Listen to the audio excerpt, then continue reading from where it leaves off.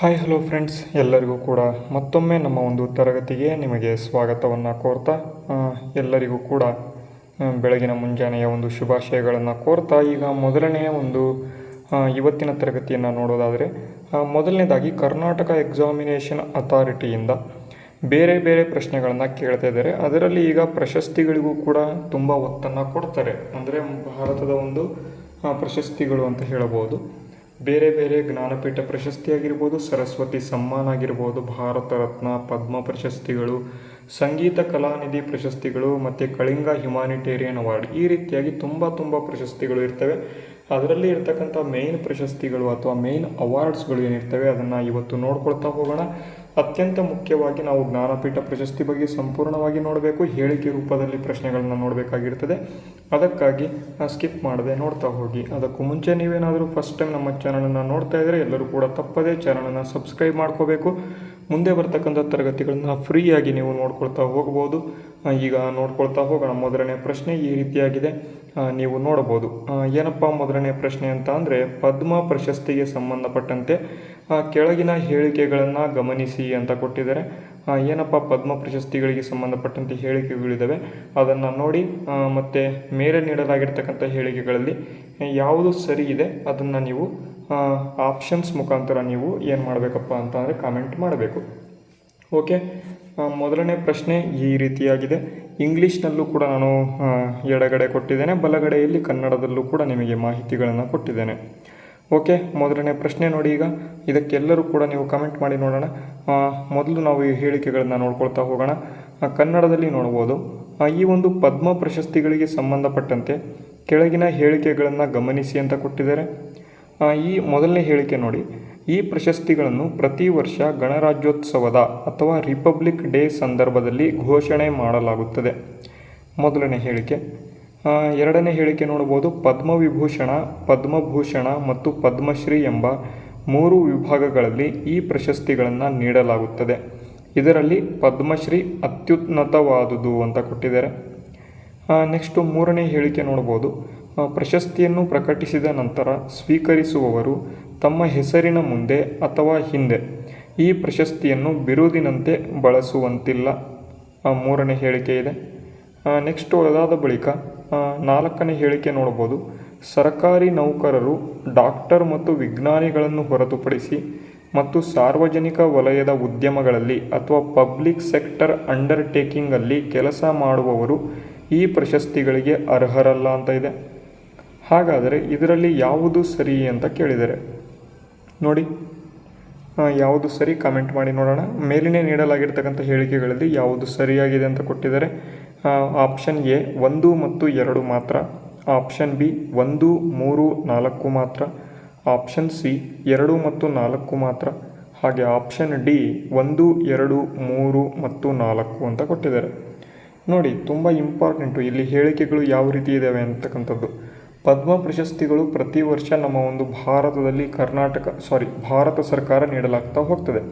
ಈ ಒಂದು ಪದ್ಮ ಪ್ರಶಸ್ತಿ ಒಂದು ಗೋರ್ನಮೆಂಟ್ ಅಥವಾ ಸರ್ಕಾರ ಕೊಡ್ತಕ್ಕಂಥ ಒಂದು ಪ್ರಶಸ್ತಿ. ಇದನ್ನು ಖುದ್ದಾಗಿ ರಾಷ್ಟ್ರಪತಿಯವರೇ ಈ ಒಂದು ಪ್ರಶಸ್ತಿಗಳನ್ನು ನೀಡ್ತಾರೆ.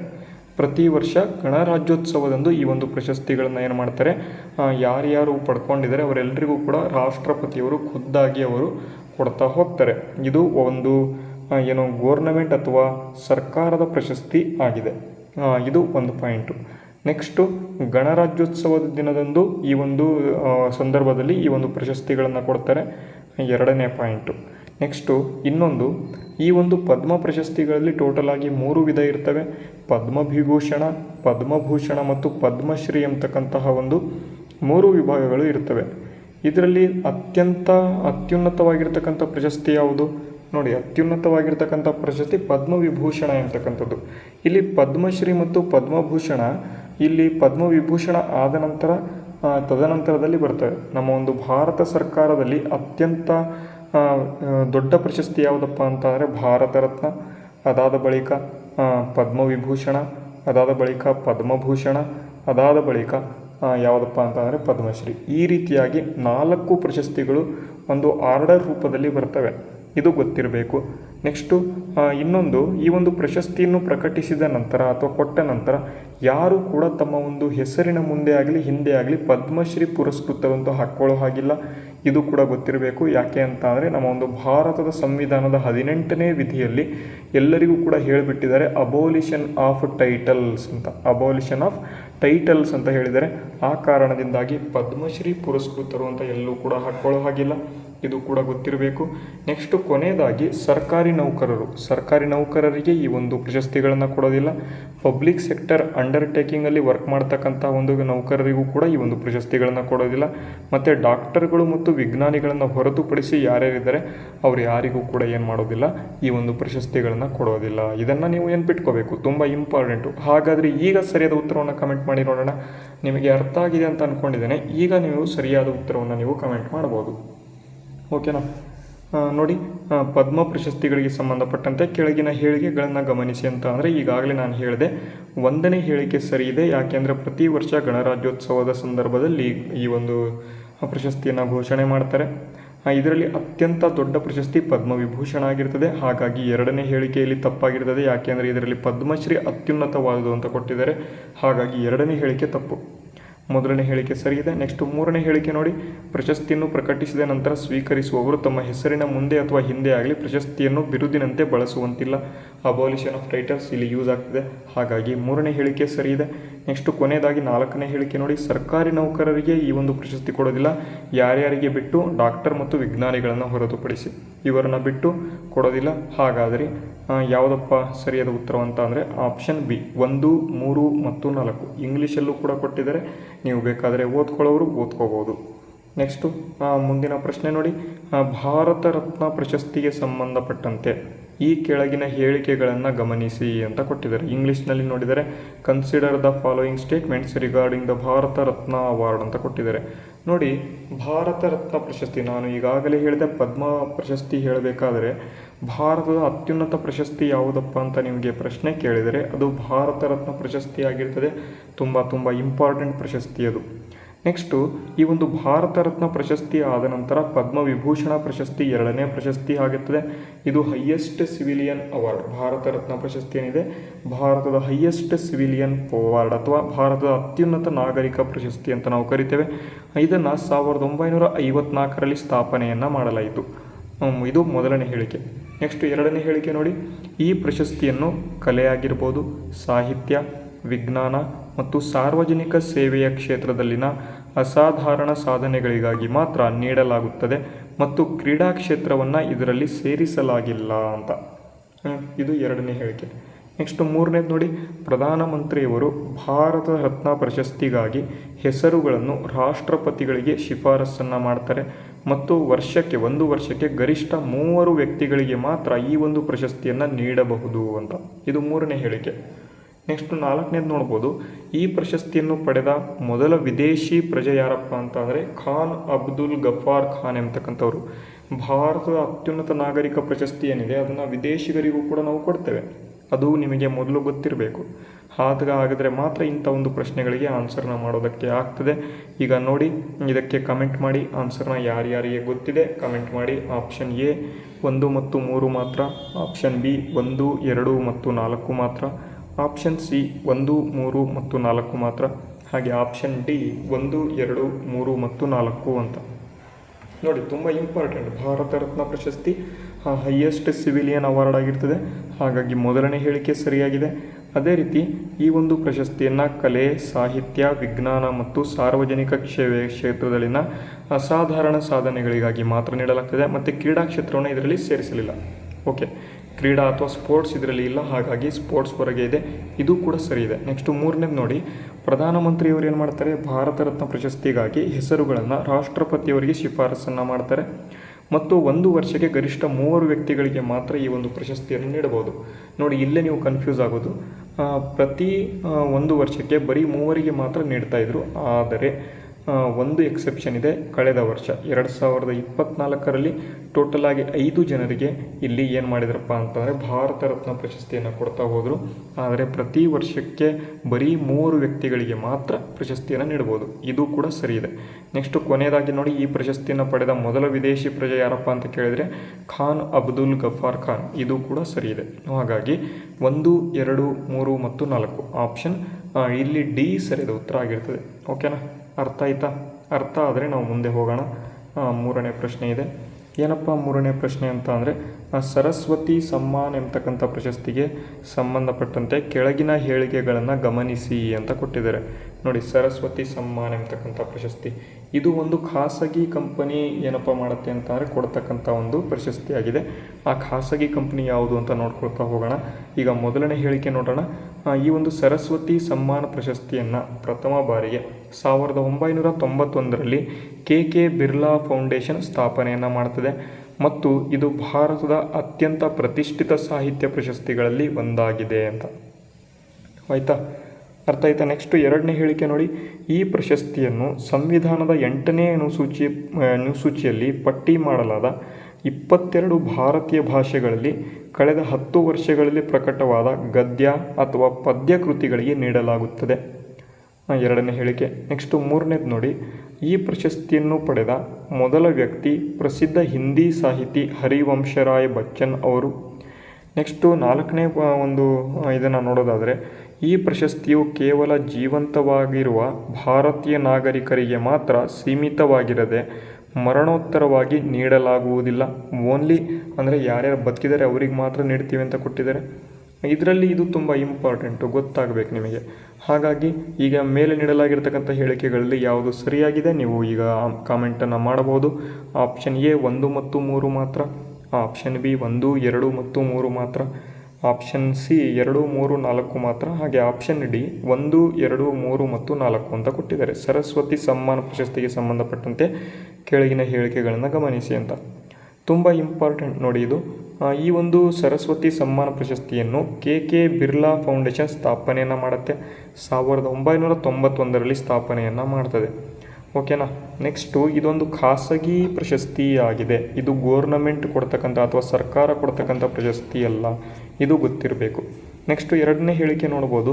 ಈ ಪ್ರಶಸ್ತಿಯನ್ನು ಸಂವಿಧಾನದ 8ನೇ ಅನುಸೂಚಿಯಲ್ಲಿ ಪಟ್ಟಿ ಮಾಡಲಾದ 22 ಭಾರತೀಯ ಒಂದು ಭಾಷೆಗಳಲ್ಲಿ ಕಳೆದ 10 ವರ್ಷಗಳಲ್ಲಿ ಪ್ರಕಟವಾದ ಗದ್ಯ ಅಥವಾ ಪದ್ಯ ಕೃತಿಗಳಿಗೆ ನೀಡಲಾಗುತ್ತದೆ. ಇದು ಕೂಡ ಸರಿ, ತುಂಬ ಇಂಪಾರ್ಟೆಂಟ್ ನೋಡಿ, ಇದು ಕೂಡ ಸರಿಯಾಗಿದೆ. ನೆಕ್ಸ್ಟು ಮೂರನೇ ಹೇಳಿಕೆ ನೋಡಿ. ಈ ಪ್ರಶಸ್ತಿಯನ್ನು ಪಡೆದ ಮೊದಲ ವ್ಯಕ್ತಿ ಪ್ರಸಿದ್ಧಿ ಹಿಂದಿ ಸಾಹಿತಿ ಹರಿವಂಶರಾಯ್ ಬಚ್ಚನ್ ಅವರು. ನೋಡಿ, ಇದು ಕೂಡ ತುಂಬ ಇಂಪಾರ್ಟೆಂಟು. ಹರಿವಂಶರಾಯ್ ಬಚ್ಚನ್ ಅವರು ಇದನ್ನು ಪ್ರಥಮ ಬಾರಿಗೆ ಏನು ಮಾಡಿದಾರಪ್ಪ ಅಂತ ಅಂದರೆ ಪಡ್ಕೊಂಡಿದ್ದಾರೆ ಅಂತ. ನೆಕ್ಸ್ಟು ಕೊನೆಯದಾಗಿ ಇನ್ನೊಂದು ಹೇಳಿಕೆ ಯಾವುದಪ್ಪ ಅಂತ ಅಂದರೆ, ಈ ಪ್ರಶಸ್ತಿಯು ಕೇವಲ ಜೀವಂತವಾಗಿರುವ ಭಾರತೀಯ ನಾಗರಿಕರಿಗೆ ಮಾತ್ರ ಸೀಮಿತವಾಗಿದೆ, ಮರಣೋತ್ತರವಾಗಿ ಇರ್ತಕ್ಕಂಥ ನಾಗರಿಕರಿಗೆ ಕೊಡೋದಿಲ್ಲ ಅಂತ ಇದೆ. ಇದು ಕೂಡ ತುಂಬ ಇಂಪಾರ್ಟೆಂಟ್. ಅದಕ್ಕಾಗಿ ಇಂಥ ಪ್ರಶ್ನೆಗಳನ್ನು ನೀವು ಕರೆಕ್ಟಾಗಿ ನೋಡಿಕೊಂಡ್ರೆ ನೀವು ಆನ್ಸರನ್ನು ಮಾಡ್ಬೋದು. ಇಲ್ಲಿ 8ನೇ ಅನುಸೂಚಿಯಲ್ಲಿ ಇರತಕ್ಕಂತಹ ಒಂದು 22 ಭಾಷೆಗಳಿಗೆ ಈ ಒಂದು ಪ್ರಶಸ್ತಿಯನ್ನು ನೀಡ್ತಾರೆ. ಇದು ಕೂಡ ಸರಿಯಾಗಿದೆ. ಹಾಗಾಗಿ ಇಲ್ಲೂ ಕೂಡ ಸೇಮ್ 1, 2, 3 ಮತ್ತು 4 ಆಪ್ಷನ್ಸ್ಗಳು ಏನಿದ್ದಾವೆ ಸರಿಯಾಗಿದ್ದಾವೆ ಅಂತ. ಓಕೆನಾ, ಅರ್ಥ ಆಯಿತು ಅಂತ ಅಂದ್ಕೊಂಡಿದ್ದೇನೆ. ಮತ್ತು 2025ರಲ್ಲಿ ಯಾರು ಈ ಒಂದು ಪ್ರಶಸ್ತಿಯನ್ನು ಪಡ್ಕೊಂಡ್ರು ಅಂತ ಕೇಳಬಹುದು. ಸರಸ್ವತಿ ಸಮ್ಮಾನ ಪ್ರಶಸ್ತಿಯನ್ನು ರಾಮಕುಮಾರ್ ಮುಖ್ಯೋಪಾಧ್ಯಾಯ ಎಂಬತಕ್ಕಂಥವ್ರು, ರಾಮಕುಮಾರ ಮುಖ್ಯೋಪಾಧ್ಯಾಯ ಎಂಬತಕ್ಕಂಥವ್ರು ಏನಪ್ಪ ಮಾಡಿದಾರಪ್ಪ ಅಂತಂದರೆ ಈ ಒಂದು ಪ್ರಶಸ್ತಿಯನ್ನು, ಸರಸ್ವತಿ ಸಮ್ಮಾನ ಪ್ರಶಸ್ತಿಯನ್ನು 2025ರಲ್ಲಿ ಪಡ್ಕೊಂಡಿದ್ದಾರೆ. ಇದು ಕೂಡ ಕೇಳ್ತಾರೆ, ನೆನ್ಪಿಟ್ಕೊಂಬಿಡಿ. ನೆಕ್ಸ್ಟು ಮುಂದಿನ ಒಂದು ಪ್ರಶ್ನೆ ಮತ್ತು ಕೊನೆಯ ಪ್ರಶ್ನೆ, ಜ್ಞಾನಪೀಠ ಪ್ರಶಸ್ತಿಗಳು ಅಂತ. ಅತ್ಯಂತ ತುಂಬ ಇಂಪಾರ್ಟೆಂಟ್ ಆಗಿರ್ತಕ್ಕಂಥ ಪ್ರಶ್ನೆ ಇದು, ಜ್ಞಾನಪೀಠ ಪ್ರಶಸ್ತಿಗಳು. ಯಾಕೆಂದರೆ ಇತ್ತೀಚೆಗೆ ನ್ಯೂಸಲ್ಲಿದೆ. ಯಾಕಪ್ಪ ನ್ಯೂಸಲ್ಲಿದೆ ಅಂತ ಅಂದರೆ, ಜ್ಞಾನಪೀಠ ಪ್ರಶಸ್ತಿಯನ್ನು ಪಡೆದ ಇತ್ತೀಚೆಗೆ 60ನೇ ಜ್ಞಾನಪೀಠ ಪ್ರಶಸ್ತಿಯನ್ನು ಪಡೆದಂತಕ್ಕಂಥವ್ರು ಯಾರು ಅಂತ ಕೇಳ್ಬೋದು. ತಮಿಳು ಸಾಹಿತಿ ಆರ್ ವೈರಮುತ್ತು ಎಂಬತಕ್ಕಂಥವರು ಈ ಒಂದು ಪ್ರಶಸ್ತಿಯನ್ನು ಪಡ್ಕೊಂಡಿದ್ದಾರೆ. ಎಲ್ಲವನ್ನು ಕೂಡ ನೋಡ್ಕೊಳ್ತಾ ಹೋಗೋಣ. ಈಗ ನೋಡಿ, ಮೊದಲನೇ ಹೇಳಿಕೆ ನೋಡಿ. ಇದು ಭಾರತದ ಅತ್ಯುನ್ನತ ಸಾಹಿತ್ಯಿಕ ಗೌರವವಾಗಿದ್ದು ಇದನ್ನು ಪ್ರತಿ ವರ್ಷ ಸಾಹಿತ್ಯ ಅಕಾಡೆಮಿ ನೀಡುತ್ತದೆ. ನೋಡಿ, ತುಂಬ ಇಂಪಾರ್ಟೆಂಟ್, ಸಾಹಿತ್ಯ ಅಕಾಡೆಮಿ ನೀಡುತ್ತದೆ ಅಂತ ಇಲ್ಲಿ ಕೊಟ್ಬಿಟ್ಟಿದ್ದಾರೆ. ನೆಕ್ಸ್ಟು ಈ ಪ್ರಶಸ್ತಿಯನ್ನು ಸಂವಿಧಾನದ 8ನೇ ಅನುಸೂಚಿಯಲ್ಲಿ ಉಲ್ಲೇಖಿಸಲಾದ 22 ಭಾಷೆಗಳು ಮತ್ತು ಇಂಗ್ಲೀಷ್ನಲ್ಲಿ ಬರೆಯುವ ಭಾರತೀಯ ನಾಗರಿಕರಿಗೆ ನೀಡಲಾಗುತ್ತದೆ. ತುಂಬ ಇಂಪಾರ್ಟೆಂಟ್ ನೋಡಿ. ನೆಕ್ಸ್ಟು 3ನೇ ಹೇಳಿಕೆ ನೋಡಿ, ಲೇಖಕರು ಮರಣ ಹೊಂದಿದ ನಂತರ ಅವರ ಕೃತಿಗಳು ಗಮನಾರ್ಹ ಪ್ರಭಾವ ಬೀರಿದ್ದರೆ ಈ ಪ್ರಶಸ್ತಿಯನ್ನು ಮರಣೋತ್ತರವಾಗಿ ನೀಡಬಹುದು ಅಂತ ಕೊಟ್ಟಿದ್ದಾರೆ. 3ನೇ ಆರ್ಟಿಕಲ್, 3ನೇ ಒಂದು ಹೇಳಿಕೆ, ಇದನ್ನು ಕೂಡ ನೋಡ್ಕೊಂಬಿಡಿ. ನೆಕ್ಸ್ಟು 4ನೇದು ನೋಡಿ, 60ನೇ ಜ್ಞಾನಪೀಠ ಪ್ರಶಸ್ತಿಯನ್ನು 2025ನೇ ಸಾಲಿನ ಪ್ರಶಸ್ತಿಯನ್ನು ಇತ್ತೀಚೆಗೆ ಪ್ರಸಿದ್ಧ ತಮಿಳು ಕವಿ ವೈರಮುತ್ತು ಅವರಿಗೆ ನೀಡಲಾಯಿತು. ಇದನ್ನು ಕೂಡ ನೋಡ್ಕೊಂಬಿಡಿ. ಹಾಗಾದರೆ ಈಗ ನೋಡಿ, ಮೇಲೆ ನೀಡಲಾಗಿರ್ತಕ್ಕಂಥ ಹೇಳಿಕೆಗಳಲ್ಲಿ ಯಾವುದು ಸರಿಯಾಗಿದೆ ಅಂತ ಕೊಟ್ಟಿದ್ದಾರೆ. ಈ ಆಪ್ಷನ್ ಎ 1 ಮತ್ತು 2, ಆಪ್ಷನ್ ಬಿ 2 ಮತ್ತು 4, ಆಪ್ಷನ್ ಸಿ 2, 3 ಮತ್ತು 4, ಹಾಗೆ ಆಪ್ಷನ್ ಡಿ 1, 2, 3, 4 ಅಂತ ಕೊಟ್ಟಿದ್ದಾರೆ ಜ್ಞಾನಪೀಠ ಪ್ರಶಸ್ತಿಗೆ ಸಂಬಂಧಪಟ್ಟಂತೆ. ನೋಡಿ, ತುಂಬ ಇಂಪಾರ್ಟೆಂಟು. ಈ ಒಂದು ಜ್ಞಾನಪೀಠ ಪ್ರಶಸ್ತಿ ಏನಿದೆ ಇದು ಕೂಡ ಒಂದು ಖಾಸಗಿ ಪ್ರಶಸ್ತಿ ಆಗಿದೆ. ಯಾವುದೇ ಗೋರ್ನಮೆಂಟ್ ಅಥವಾ ಸರ್ಕಾರ ಕೊಡ್ತಕ್ಕಂಥ ಪ್ರಶಸ್ತಿ ಅಲ್ಲ ಇದು. ಆದರೆ ಸಾಹಿತ್ಯ ಕ್ಷೇತ್ರದಲ್ಲಿ ಅತ್ಯಂತ ದೊಡ್ಡ ಪ್ರಶಸ್ತಿ ಯಾವುದಪ್ಪ ಅಂತ ಕೇಳಿದರೆ ಅದು ಜ್ಞಾನಪೀಠ ಪ್ರಶಸ್ತಿ ಅಂತ ನಾವು ಹೇಳ್ತೇವೆ. ಆದರೆ ಇದನ್ನು ಸರ್ಕಾರ ಕೊಡೋದಿಲ್ಲ, ಒಂದು ಖಾಸಗಿ ಕಂಪನಿ ಕೊಡ್ತದೆ. ಆ ಒಂದು ಕಂಪನಿ ಹೆಸರನ್ನು ಕೂಡ ನಾವು ನೋಡ್ಕೊಳ್ತಾ ಹೋಗೋಣ, ಯಾಕೆಂದರೆ ತುಂಬ ಇಂಪಾರ್ಟೆಂಟ್ ಇದು. ಅದಕ್ಕಾಗಿ ನಾವು ನೋಡಬೇಕು. ಈ ಒಂದು ಪ್ರೈವೇಟ್ ಅವಾರ್ಡ್ ಇದೊಂದು, ಓಕೆನಾ. ಆ ಪ್ರೈವೇಟ್ ಅವಾರ್ಡ್ ಕೊಡ್ತದೆ. ಯಾವುದಪ್ಪ ಅಂತಂದರೆ ಜ್ಞಾನಪೀಠ ಫೌಂಡೇಶನ್ ಅಂತ ಒಂದಿದೆ. ಆ ಒಂದು ಫೌಂಡೇಶನ್ ಏನು ಮಾಡ್ತದೆ, ಸಾಹು ಸಂತಿ ಪ್ರಸಾದ್ ಅವರು ಮಾಡಿರ್ತಕ್ಕಂಥ ಒಂದು ಫೌಂಡೇಶನ್ ಏನಿದೆ, ಆ ಒಂದು ಫೌಂಡೇಶನ್ ಇದು ಈ ಒಂದು ಜ್ಞಾನಪೀಠ ಪ್ರಶಸ್ತಿಯನ್ನು ಕೊಡ್ತಾ ಹೋಗ್ತದೆ. ಹಾಗಾಗಿ 1ನೇ ಹೇಳಿಕೆ ಇಲ್ಲಿ ತಪ್ಪಾಗ್ತದೆ ಅಂತ. ಅದೇ ರೀತಿ ನೋಡಿ, 2ನೇ ಹೇಳಿಕೆ, ಈ ಪ್ರಶಸ್ತಿಯನ್ನು ಸಂವಿಧಾನದ 8ನೇ ಅನುಸೂಚಿಯಲ್ಲಿ ಉಲ್ಲೇಖಿಸಲಾದ 22 ಭಾಷೆಗಳು ಮತ್ತು ಇಂಗ್ಲೀಷ್ನಲ್ಲಿ ಬರೆಯುವ ಭಾರತೀಯ ನಾಗರಿಕರಿಗೆ ನೀಡಲಾಗುತ್ತದೆ. ತುಂಬ ಇಂಪಾರ್ಟೆಂಟ್ ನೋಡಿ, ಇಲ್ಲಿ 22 ಭಾಷೆಗಳಲ್ಲಿ ನೀಡುತ್ತಾರೆ. ಇದು ಕೂಡ ತುಂಬ ಇಂಪಾರ್ಟೆಂಟು. ನೆಕ್ಸ್ಟು, ಈಗ ಏನಾದರೂ ಈ ವರ್ಷ 2025ರಲ್ಲಿ ಒಂದು ಭಾಷೆಗೆ ಕೊಟ್ಟರು ಅಂತ ಅಂದರೆ ಮುಂದಿನ 2 ವರ್ಷಗಳ ಕಾಲ ಆ ಒಂದು ಭಾಷೆಗೆ ಪ್ರಶಸ್ತಿಯನ್ನು ಕೊಡೋದಿಲ್ಲ. ಅಂದರೆ ಫಾರ್ ದ ಎಕ್ಸಾಂಪಲ್, ಈ ವರ್ಷ ತಮಿಳು ಭಾಷೆಗೆ ಸಿಕ್ಕಿದೆ ಅಂದರೆ ಜ್ಞಾನಪೀಠ ಪ್ರಶಸ್ತಿ ಸಿಕ್ಕಿದೆ ಅಂತ ಅಂದ್ಕೊಳ್ಳಿ. ಮುಂದಿನ 2 ವರ್ಷ 2026, 2027ನೇ ಸಾಲಿನ ಜ್ಞಾನಪೀಠ ಪ್ರಶಸ್ತಿಗಳು ತಮಿಳು ಭಾಷೆಗೆ ಸಿಗೋದಿಲ್ಲ ಅಂತ ಇದು ಗೊತ್ತಿರಬೇಕು. ನೆಕ್ಸ್ಟು, ಇಂಗ್ಲೀಷ್ ಭಾಷೆಯನ್ನು ಯಾವಾಗ ಸೇರಿಸಿದರು ಅಂತಲೂ ಕೂಡ ಪ್ರಶ್ನೆ ಕೇಳ್ಬೋದು. 2013ನೇ ಸಾಲಿನಲ್ಲಿ 2013ರಲ್ಲಿ ಇಂಗ್ಲೀಷ್ ಭಾಷೆಯನ್ನು ಪ್ರಥಮ ಬಾರಿಗೆ ಈ ಒಂದು ಜ್ಞಾನಪೀಠ ಪ್ರಶಸ್ತಿಯಲ್ಲಿ ಸೇರಿಸಲಾಯಿತು. ಟೋಟಲಾಗಿ ಈಗ 23 ಭಾಷೆಯಲ್ಲಿ ಈ ಒಂದು ಜ್ಞಾನಪೀಠ ಪ್ರಶಸ್ತಿಯನ್ನು ಕೊಡಲಾಗ್ತದೆ. ಹಾಗಾದರೆ ಇಂಗ್ಲೀಷ್ ಭಾಷೆಯಲ್ಲಿ ಪ್ರಪ್ರಥಮವಾಗಿ ಯಾರಪ್ಪ ಪಡ್ಕೊಂಡ್ರು ಅಂತ ಕೇಳಿದರೆ ಅಮಿತಾವ್ ಘೋಷ್ ಅಂತಕ್ಕಂಥವ್ರು. ಇಂಗ್ಲೀಷ್ ಭಾಷೆಯಲ್ಲಿ ಅಮಿತಾವ್ ಘೋಷ್ ಅಂತಕ್ಕಂಥವ್ರು ಏನು ಮಾಡ್ತಾರಪ್ಪ ಅಂತ ಅಂದರೆ ಮೊದಲ ಬಾರಿಗೆ ಇಂಗ್ಲೀಷ್ ಭಾಷೆಯಲ್ಲಿ ಜ್ಞಾನಪೀಠ ಪ್ರಶಸ್ತಿಯನ್ನು ಪಡ್ಕೊಳ್ತಾರೆ. ಇದು ಕೂಡ ತುಂಬ ಇಂಪಾರ್ಟೆಂಟ್, ಓಕೆನಾ. ನೆಕ್ಸ್ಟು 3ನೇ ಹೇಳಿಕೆ ನೋಡ್ಬೋದು. ಇಲ್ಲಿ 2ನೇ ಹೇಳಿಕೆ ಸರಿ ಇದೆ. ನೆಕ್ಸ್ಟು 3ನೇ ಹೇಳಿಕೆ ನೋಡ್ಬೋದು. ಲೇಖಕರು ಮರಣ ಹೊಂದಿದ ನಂತರ ಅವರ ಕೃತಿಗಳು ಗಮನಾರ್ಹ ಪ್ರಭಾವ ಬೀರಿದ್ದರೆ ಈ ಪ್ರಶಸ್ತಿಯನ್ನು ಮರಣೋತ್ತರವಾಗಿ ನೀಡಬಹುದು. ಇದು ತಪ್ಪಿದು, ಮರಣೋತ್ತರವಾಗಿ ನೀಡೋದಿಲ್ಲ, ಹಾಗಾಗಿ ಇದು ತಪ್ಪು. ನೆಕ್ಸ್ಟ್ 4ನೇ ನೋಡಿ, 60ನೇ ಜ್ಞಾನಪೀಠ ಪ್ರಶಸ್ತಿಯನ್ನು 2025ನೇ ಸಾಲಿನ ಇತ್ತೀಚೆಗೆ ಪ್ರಸಿದ್ಧ ತಮಿಳು ಕವಿ ವೈರಮುತ್ತು ಅವರಿಗೆ ನೀಡಿ ಗೌರವಿಸಲಾಯಿತು ಅಂತ ಕೊಟ್ಟಿದ್ದಾರೆ. ಇದು ಕೂಡ ಸರಿ ಇದೆ. 2 ಮತ್ತು 4 ಹೇಳಿಕೆಗಳು ಸರಿ.